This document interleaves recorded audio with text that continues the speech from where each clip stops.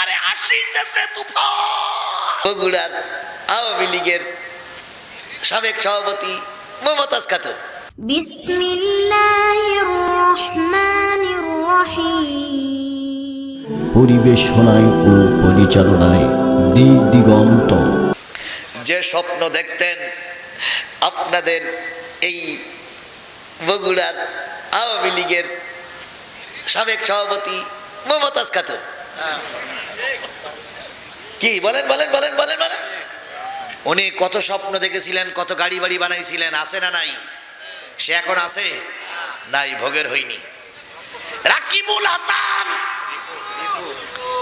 কি অহংকার করে, দর্প অহংকার করে বেড়াইয়াছে, এখন জেলের ভাত খাচ্ছে।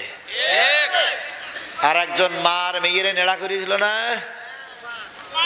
ওরে বাবারে আসিতেছে তুফান। আছে না গেছে? অহংকার করিও না ভাই, অহংকার করিও না।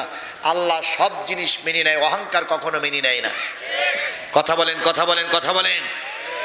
আপনারা আমাকে বলতেছেন, কেউ কেউ বলতেছেন, কেউ কেউ বলেছেন, কেউ কেউ বলি থাকেন, হুজুর এখানে এসেন না, আসলে কিন্তু সসম্মানে ফিরে যেতে পারবেন না, আসলে কিন্তু আপনার ঠ্যাং কেটে নেওয়া হবে, মাথা কেটে নেওয়া হবে। আপনার ঠ্যাং আপনার মাথা ঠিক আছে কিনা আপনি দেখেন। আপনি আমাদের মাথা কাটতে যাচ্ছেন, ঠ্যাং কাটতে যাচ্ছেন, হয়তো এমন কি হতে পারে কালকে দোকানে যাওয়ার পথে রাজপথে অ্যাক্সিডেন্ট করে আপনার দুই পা আউট হয়ে যেতে পারে। হয়তো রাজপথে আউট হওয়ার পরে আপনার এই দুপা কাল্লা আলাদা হতে পারে। আপনি কারে ভয় দেখান?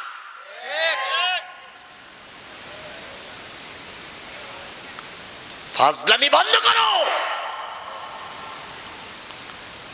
কষ্ট লাগে, আওয়ামী লীগের কাছে মার খেলে একবারও কষ্ট লাগতো না, কারণ আমলাম হইল বামপন্থী, ওরা আমার মারতে পারে। কিন্তু যখন জামাতের লোক আর বিএনপির লোক যদি আমার মারে, বলেন ভাই, আপনারা আমার ভাই,